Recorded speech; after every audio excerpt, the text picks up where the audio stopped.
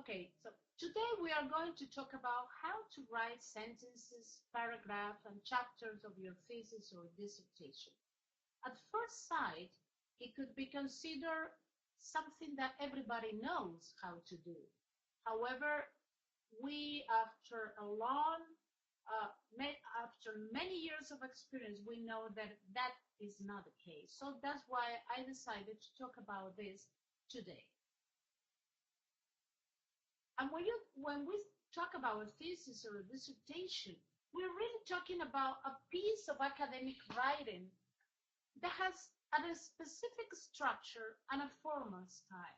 And that makes the task of writing a thesis or a dissertation quite different from writing any other kind of paper, even other kind of academic papers.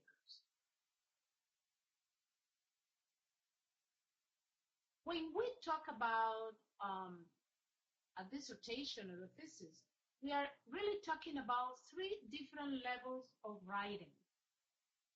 First, the level of sentence, a level of paragraph, or a level of chapter. So sentences together make paragraph, and paragraphs together make chapter. It says, okay, that's easy. That's the way that any piece of writing demands, right? However, each of these levels has its own demands. Each one of them has a specific way of doing it. The main goal is to present information in a linked and coherent way, and that the product reflects the characteristics associated to the specific piece of academic writing that is a thesis or dissertation. So, as I told you, it is not any kind of academic writing. This is a specific one. And the idea, the main goal is that all the information in a thesis or a dissertation should be associated, should be connected in relation and guided by the main goal of the thesis, which is to understand or solve a problem. So let's check each one of those of those levels. And let's begin with the sentence level. When we talk about that, it says that when you write a sentence, you can use 4 different types of structures. You can write a simple sentence, which consists of one independent clause. That's what these letters stand for, independent clause. And it means that that sentence has all the thought in it. Okay, we are going to talk about each one of those types, but it's just that you have a first look of what we're talking about.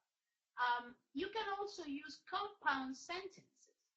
It means that they have one independent clause, 2 independent clauses, and they are connected by a coordinator. We can also use complex sentences.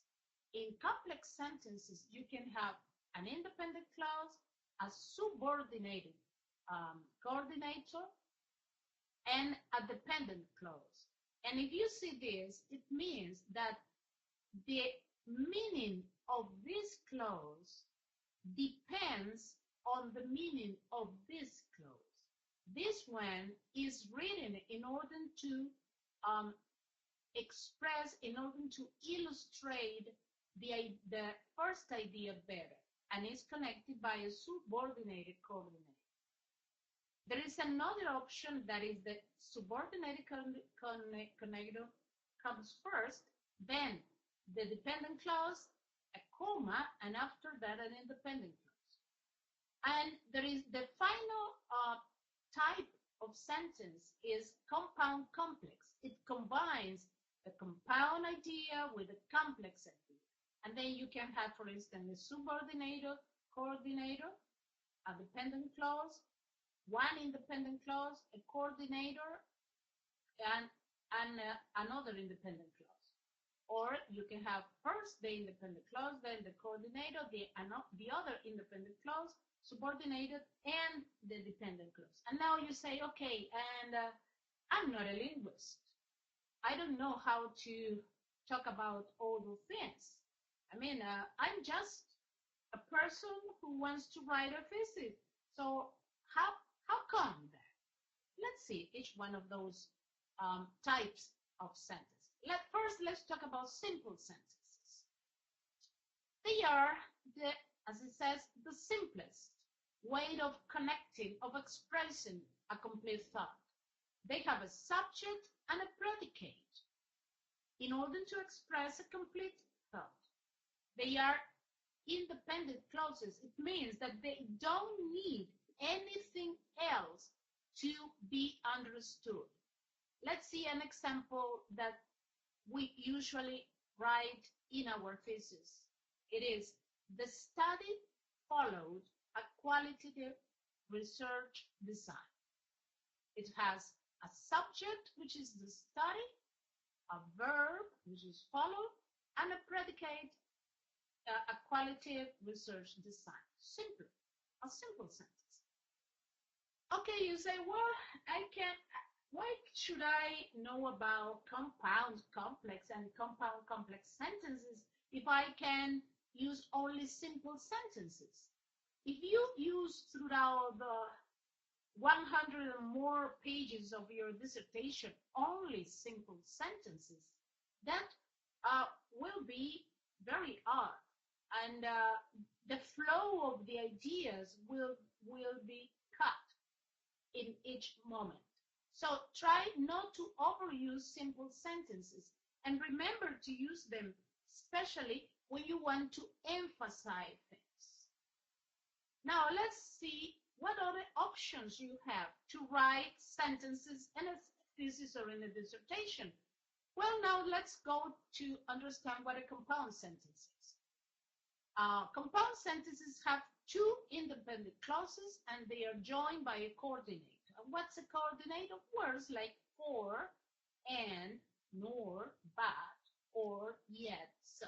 A way that you can remember what the coordinators are is to remember this word, boys. For, and, nor, but, or, yet, so. Let's see an example. The subjects were in pre-established groups, but the treatment was assigned at random. You say, well, I can write down two different independent clauses, two simple sentences, and use a period here, and do not use this, for instance. However, it is a good idea to combine sentences in order to make the language flow. Okay, let's see another option that we have to write a sentence for a thesis or a dissertation. Complex sentences. Now things are even complex. Yeah, but complex sentences are sentences that have an independent clause and one or more dependent clauses. As I told you before, dependent clauses means that the meaning of that part of the sentence is connected and is usually dependent of the other part. And they are joined by a subordinator or a relative pronoun. Subordinators are words like because, although, before, after, so on. And relative pronouns are words like that, who, or which. Let's see this example. The subjects were in pre-established groups because they had been assigned to two advanced calculus courses. So the meaning of this part of the sentence is the cause of the meaning of this part of the sentence. Okay? And let's check the last option that we have to write down sentences. Compound complex sentences. They have two independent clauses and one or more dependent clauses, and they are joined by a subordinator or a relative pronoun. In other words, it's the combination of compound and complex, of course. Let's see an example.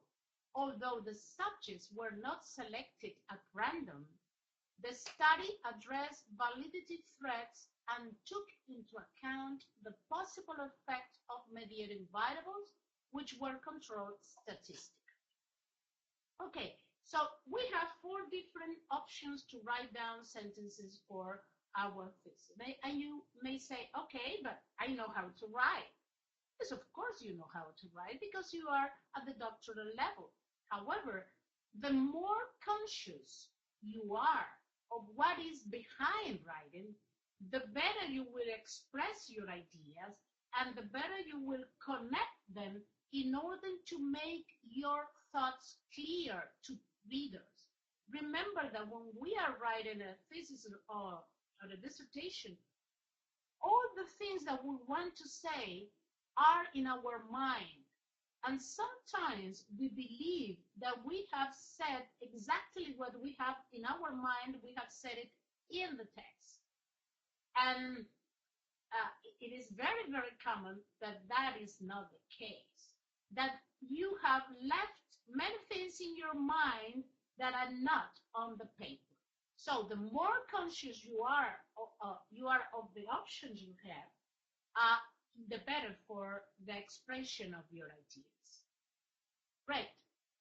So remember that sentences are the blocks you use to build your thesis. So you need to manage how to write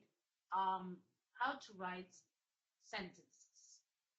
Let's do an exercise. Please write one complex sentence. Focus on the purpose of the study. And remember, let me put it here, what a complex sentence is. They have an independent clause and one more dependent clause, and they are joined by words about because, although, before. So let's try that. Please write down a sentence, a complex sentence related to the purpose of your study. And write it down at the chat window, please. Chat box.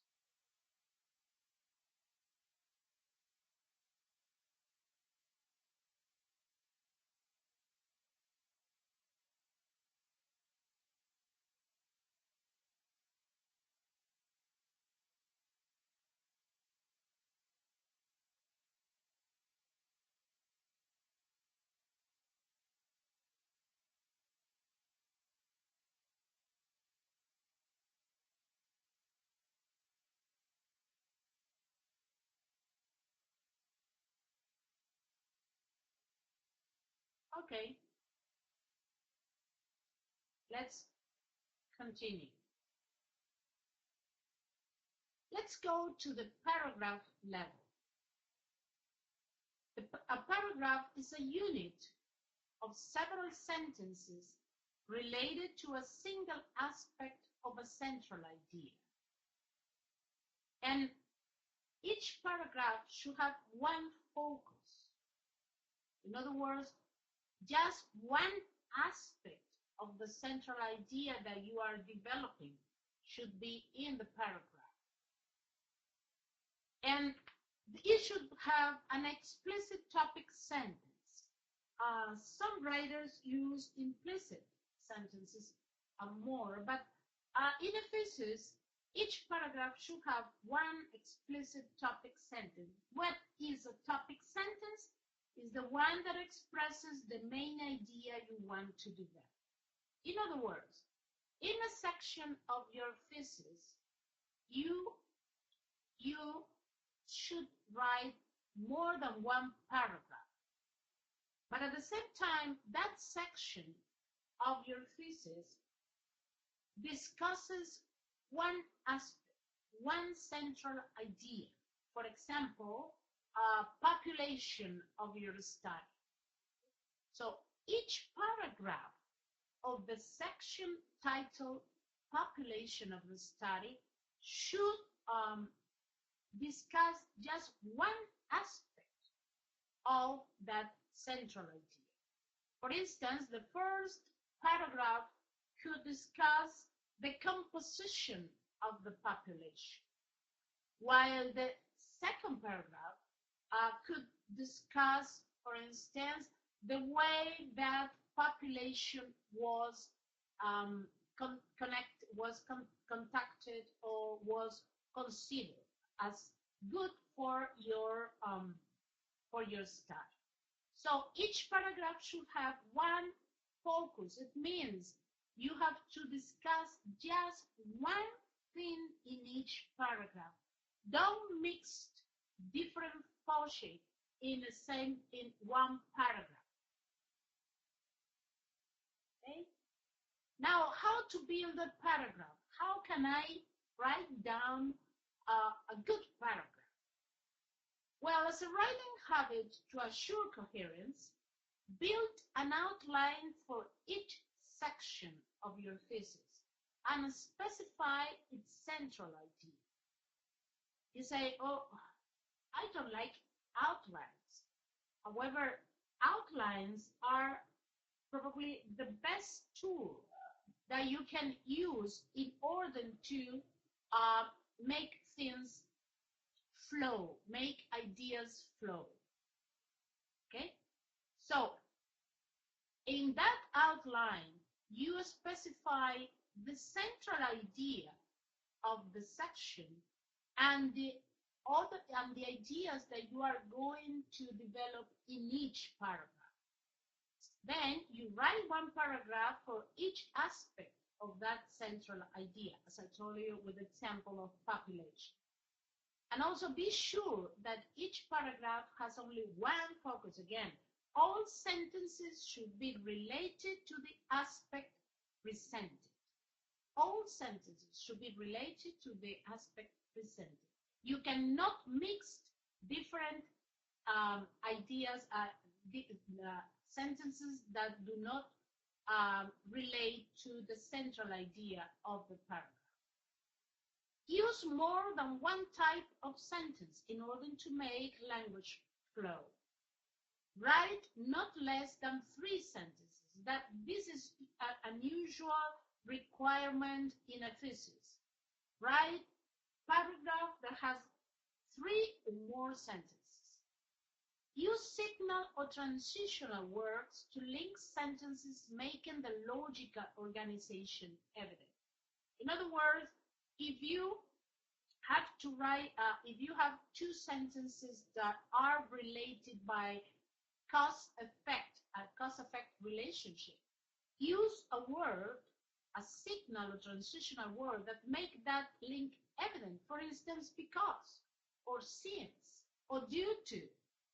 If you link sentences in that way, the relationship between sentences will be evident. Readers won't have to infer that relationship. And that makes your thesis more readable, which is an aspect that you can put aside in other type of writings, in other type of text, but no in a thesis. And be sure that the paragraph reflects unity, emphasis, coherence, and completeness.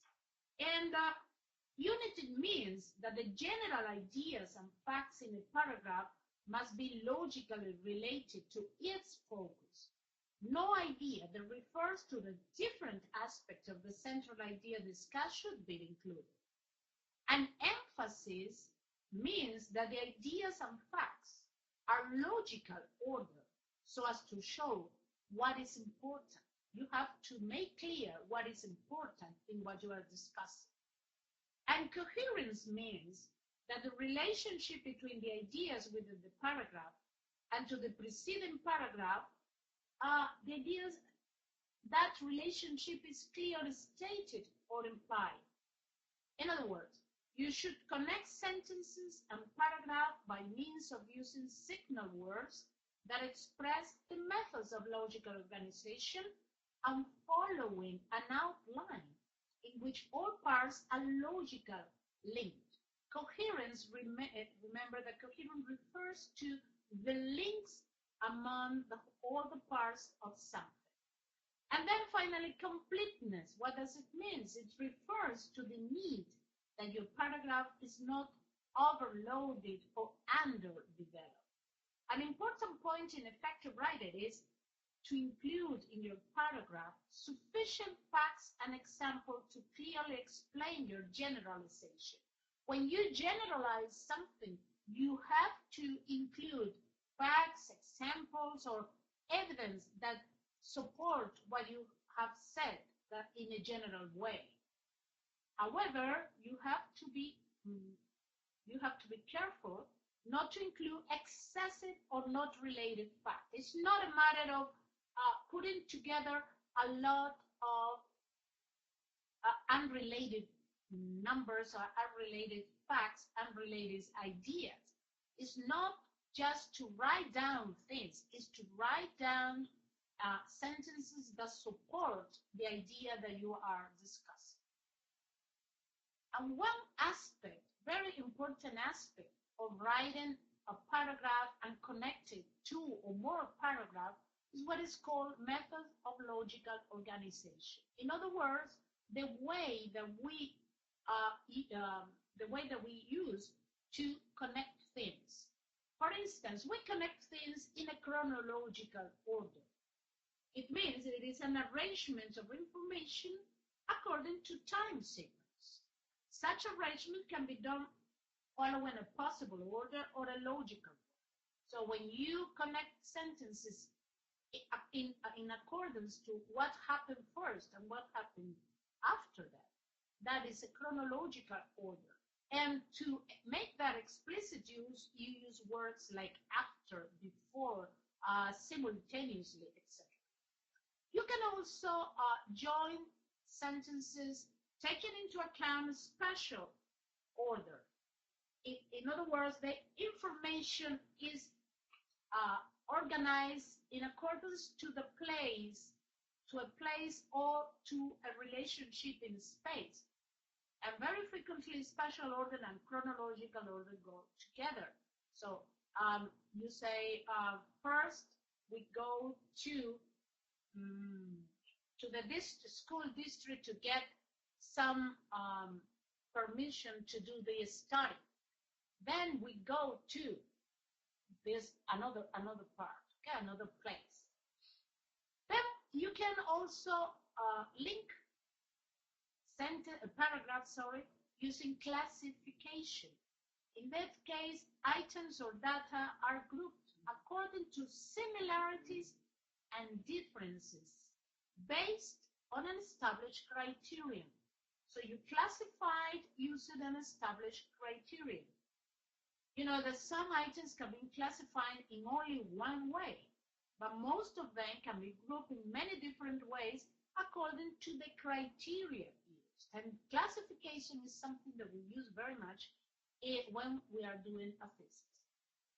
Comparison and contrast. At first sight, you see there are two methods of logical organization. You can compare and you can contrast. However, they are usually presented together due to their intimate relationship. When you compare, in some way you contrast, and when you contrast, in some way you compare. So comparison is an estimate of likenesses and similarities, while contrast refers to differences and dissimilarities. Then you have generalizations and specifics.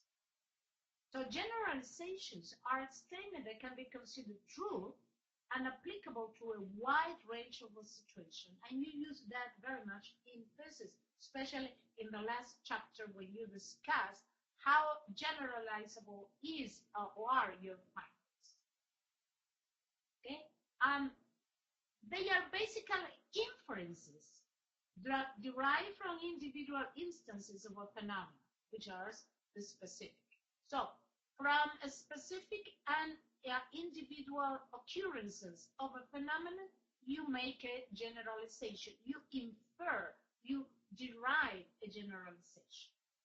And generalization should also be supported or proved by providing a specific. You have to provide facts, examples, statistics, experiences in order to support generalization. And this is a very, very, very important for thesis and dissertation.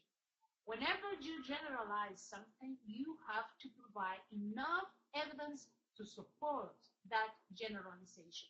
And that evidence is made up of specific pieces of information, facts, numbers, examples, statistics, and so on. Another very used method to organize ideas logically is called cause-effect. In this method of logical organization, a piece of information depends on the existence of another one. The relationship between them is one of dependence, and sometimes can be confused with one of chronological order, because the cause always precedes the effect. But we should be careful because not every chronological sequence is in fact an instance or an example of cause and effect. It is necessary to determine the dependence of one item on another one. This is very used when you are doing a thesis that has cause and effect research questions, where you want to prove that something causes or produces an effect. And you have to organize your sentences using this method of logical organization very frequently. And finally, we can talk about prediction. And prediction is a method of logical organization in which we make inferences focused in the future, but based on present events or phenomena. Although future cannot be foreseen completely or accurately, it is possible to make logical inferences based on valid information. Okay, so and this prediction is very used when you write down the last chapter of your thesis and you talk about the implications and the recommendation of your study. So we have seen what writing a paragraph is. I would like if you want to write a paragraph of 3 sentences focused on your problem statement.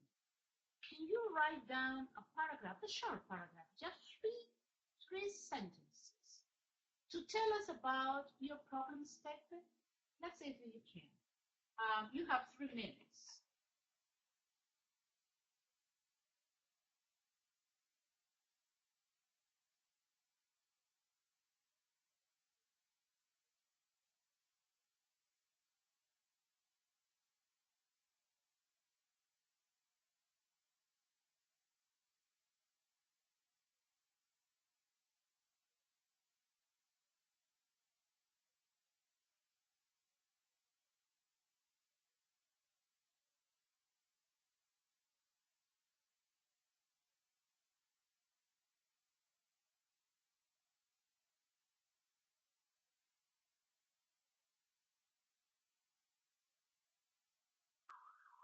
I know that it could be surprising that that you are asked to do what I'm proposing you to do. It's just that I want this section or this conference, this webinar to be interactive. But of course, you are free just to think about this, and then if you want, watch the conference again and do it on your own pace. Don't worry about that. It's just a suggestion. Oh, Rupa, you have one. While the concept of passion has received a good deal of attention in various disciplines like philosophy, theology, psychology, and social psychology, but there exists very limited studies who have actually applied this concept at workplace. Look, the relationship, the method of logical organization of these 2 ideas is of course a contrast, of course. So on one side, the concept of passion has received a good deal of attention, and but at the same time, there are not a lot of studies. There is something there with the language, but let's continue. The purpose of this paper is to review the concept of passion from different perspectives and discuss its underlying dimensions. Okay, if it is considered, if you want to consider it a paragraph for your thesis, it lacks at least one more sentence.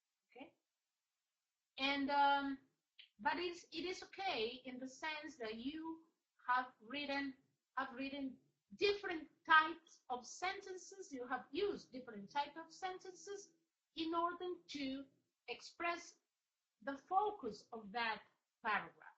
And the focus of that paragraph is especially what the purpose of your paper, of your study is. And that last sentence is in fact the topic sentence of that paragraph. You just need to complete it. Okay, great. As you can see, you cannot talk about other things in that paragraph and you have to talk only about the purpose of your paper and why it is the purpose of your paper. You cannot use any other ideas, different ideas. So that's great. Okay, let's continue. Now let's go to the final level of writing in a thesis of dissertation, which is the chapter level. And you know that usually the most common structure of a thesis of a dissertation has at least 5 different chapters. One for introduce the study, and in which you express the main elements of the study in terms of what the problem is, what is the significance of that problem, why it should be studied, what the purpose of your study is, what are the research questions that you want to answer in order to fulfill that purpose, and what kind of research design you have decided to use in order to understand better or solve the problem. And it is usually also included a short summary of the theoretical framework on which the whole study is based. Then you are asked to review literature and discuss literature. And in some universities, especially in some countries like England, for instance, you can write or spread your literature review in more than one chapter. In the United States, it is more common that you write just one chapter and you include all the needed literature review in just one chapter.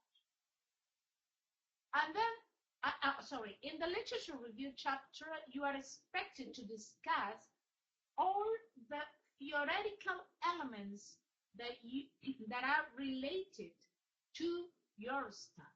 So any element that you are going to consider in other parts of your thesis should be discussed from the theoretical point of view in the literature review.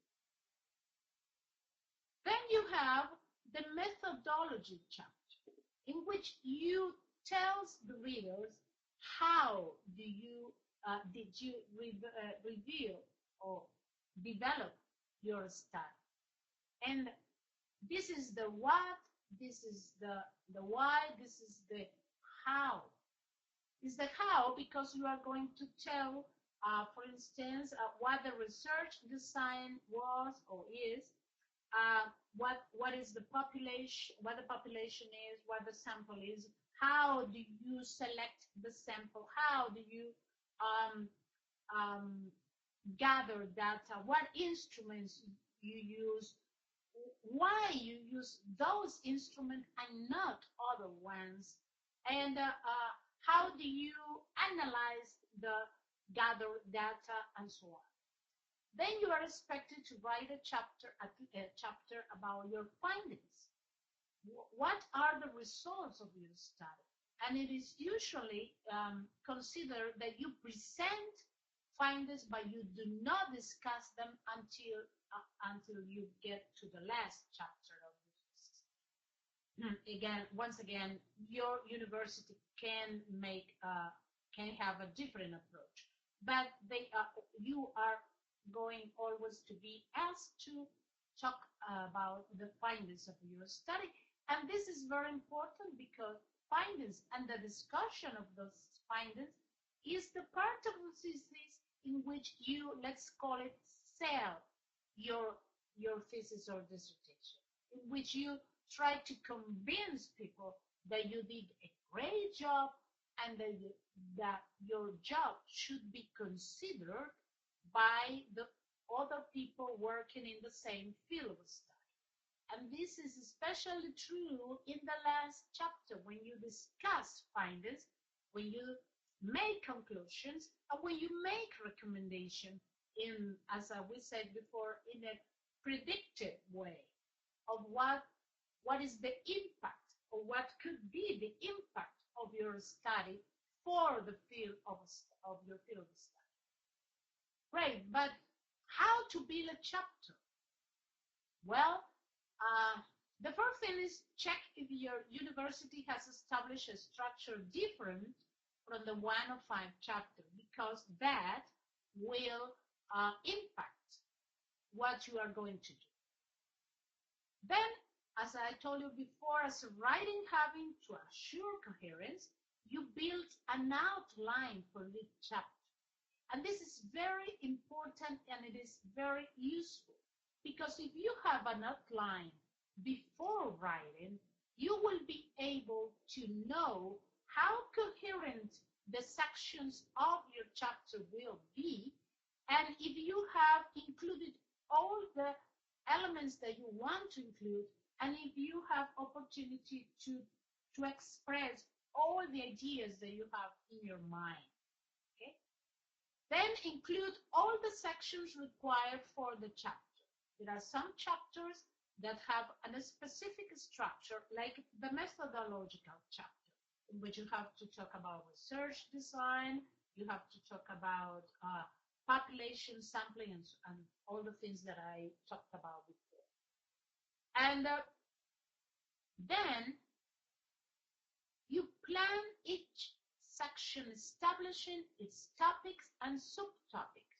So for each section, suppose that the section is, for instance, the background of your study. In order to write that section, you need first to establish what topics, what things you want to talk about, the background of your study, and what subtopics, what other things should be part of each of these topics. Okay? If you have that, which is, as I said, part of an outline, it will be very easy to know, oh, my ideas are connected, or no, there is something that is missing here and I should talk about. Not when you have written 50 pages about that section. Then check if they are coordinated, if those topics and subtopics and section are coordinated in terms of general ideas to develop and facts to support them. So you have to be sure that each section has a general idea to be developed and that you have all the facts to support that idea. And you should know that before writing. And that's where you go to your database of articles and books that you have written and that you have created an annotated bibliography, which is a great idea to do. An annotated bibliography is a bibliography that includes not only the information about author, title, publisher, and so on, but also a short summary of main ideas developed in the source and how useful, and this is very important, how useful they could be for your thesis. So if you do that, an annotated annotated bibliography, including all the things, all the articles and books that you read, then it will be very easy to go to the database and say, okay, to support this general idea that I'm going to develop in this section, I need this and this and these sources. So it's easier. You don't have to go through all your articles and throw them to the floor and then try to get you to the floor too and try to find it. No. You have it in a database using an annotated bibliography. Once you know what are the ideas that you want to develop and the facts that can support them, you write the topic sentence of each paragraph to set up its focus. That's a great tool. You say, in the first paragraph, I'm going to develop this idea, and you write a topic sentence which expresses that idea. That means that all the rest of sentences that you are going to include in that paragraph should be included to support the topic sentence that you have already written. You include only facts and information that supports what you have said.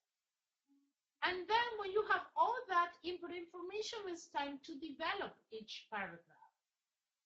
And once you have finished that, you check that each paragraph has only one focus and that facts support the topic sentence. It says it's a very long procedure, it's a very long process. Yes, it is, but it is a very effective way of approaching the task of writing a chapter of your thesis. And it is very effective because you will know beforehand what you are going to use, what ideas are you going to express, what you need to support those ideas. So you will have all things. So you just have to write down topic sentence, write down sentences supported, another topic sentence and connect it with the previous paragraph, and again you include sentences supported. And then the next one you connect it to the previous one. You always connect one paragraph to the previous one paragraph to the previous one. Okay? So, if you want, you can do it afterwards, but you can write the outline for developing one paragraph about the population of your study. What will be the topic sentence and what topics you will need to. Let's make it easier for you right now. Just write down the topic that you are going to develop and the subtopic that you will use to support that idea.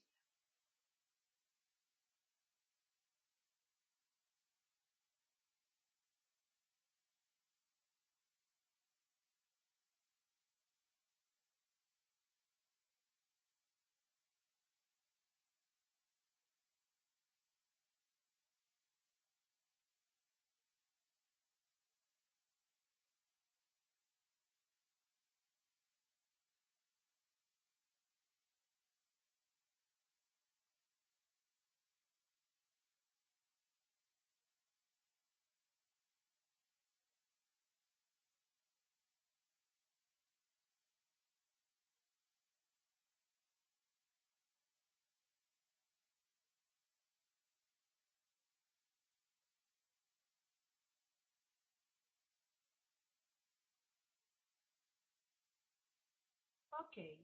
By the way, Rupali, in the paragraph that you write down before, I have just found what the problem is, that when you say but there are exist, you have to use just one of those verbs, or there are very limited study, or exist very limited study, or very limited study exist. And instead of who is which, okay? Okay, so it's just some feedback to improve that. Okay, so I think that now you know the levels of writing present in a thesis of dissertation. Now you know that when you write a thesis of a dissertation, you have to manage 3 different levels of writing: sentence level, paragraph level, and chapter. Now I think you know how to build the sentence level and combining different types of sentences. You know now the characteristics of the paragraph level, what is implied in the paragraph level, and how to build a paragraph. What method of logical organization exists and how you can use them to write down a chapter, a paragraph, a chapter 2. And finally, how to build a chapter. Well, you have also practiced writing at the sentence, paragraph, and chapter level. Do you have any question or any comment that you want to express now?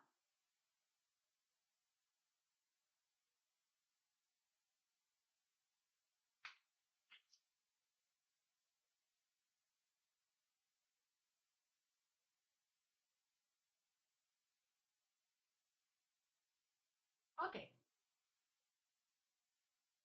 Thank you, Elizabeth. Thank you. I hope you find it very useful. Okay? And you can, whenever you want, you can watch the recording again, or just ask me any question that you want. Okay?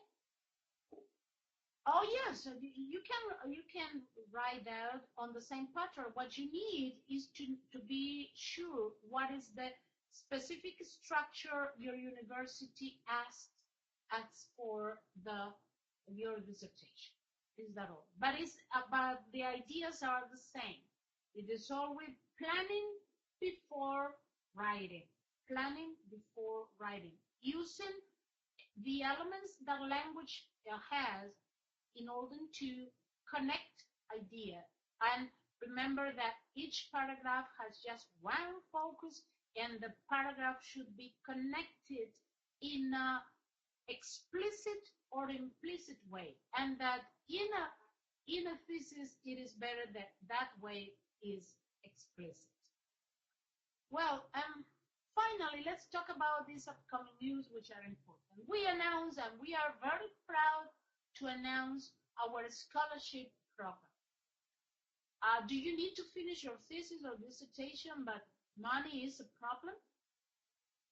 Go register at Doctoral.net and visit this page that you have here, and there you will find enough information to know what you can do to apply for one of our scholarships. It's a good option for you if money is a problem. And nearly it is always a problem for us. Okay? Okay, and remember that we are still working with the writing groups, then are going to work together in order to write their thesis or dissertation. And new conferences that are being set. Tomorrow, Dr. Alana is going to talk about problem statement, what makes them outstanding. And I will discuss next Saturday how to assure coherence of wording in your thesis or dissertation. In other words, how can you assure that the writing of the whole dissertation or the whole thesis is on the right track? And then Dr. Alana will talk about how to write an understanding problem statement for your thesis and dissertation on April the 20th. Okay, so any question, anything that you want to add?